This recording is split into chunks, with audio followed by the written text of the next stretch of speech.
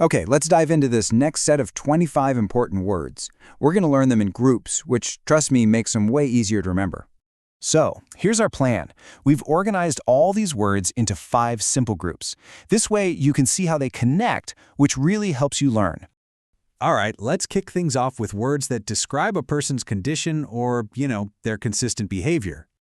Okay, these first 2 words are all about a person's situation. If someone is indigent, it means they're very, very poor. But if someone is indolent, that just means they're super lazy. So one is about having no money and the other is about having no energy. Now, this is interesting. These next words all describe different kinds of bad behavior. You've got inept, which is just being clumsy or bad at something. Then there's incorrigible. That's for someone who's so bad they just can't be fixed. And finally, infamous. That's when you're famous, but for all the wrong reasons. Okay, let's switch to a really nice one. An ingenuous person. They're simple, honest, and innocent, kind of like a kid. They're not trying to trick you or anything. So you can really see the difference here, right? An ingenuous person is so charmingly simple. But an insatiable person, whoa, that's someone who always wants more. They're just never satisfied. Okay, so we've talked about what people are like. Let's move on and look at words for how people feel. If you are indifferent, you just don't care. It doesn't matter to you one way or the other. So this is the crucial point, right? Indifference means you have no feeling at all. But being infatuated, that's having a really strong and maybe a little foolish feeling of love or attraction. Now, this is a really specific kind of anger. You feel indignant when you see something that's just not fair. It's that feeling of, hey, that's wrong. And here's a classic mix-up you've got to watch out for. They sound so similar. Just remember, indigent is about being poor, and indignant is about being angry. An indulgent person, they're often super kind, but maybe too kind. They let people have or do whatever they want, even if it's not the best for them. Okay, now we're going to look at 3 really important words that describe the essential, built-in quality of something, like where it comes from. This is a super important slide. People mix these up all the time. So innate means you're born with it. Inherent means it's a basic, necessary part of something.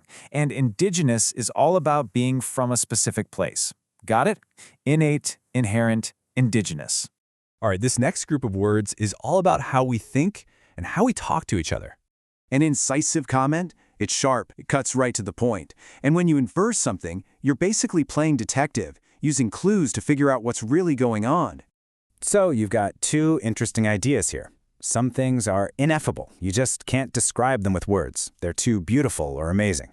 But then you have an injunction, which is a super powerful formal command that uses words to make something happen. Okay, our last group of words here describes situations, forces, and even size. These words all describe the qualities of things. Incongruous means it just doesn't fit, it's out of place. Innocuous means it's totally harmless, it won't hurt you. And inert means it's not moving at all. Hey, remember indolent? A lazy person might choose to be inert. Okay, inexorable. Think of something you absolutely cannot stop. A force of nature, like a giant wave, or just time passing. It's relentless and unavoidable. So here you have a huge contrast.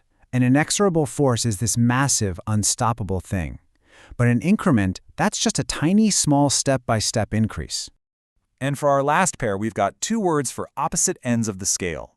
Infinitesimal means it's incredibly, unbelievably tiny. And inordinate means it's way too much, just excessive. So think about it. What about a character in a book or movie you love? Was the hero ingenuous? Was the villain infamous? Applying these words is really what's going to help you remember them.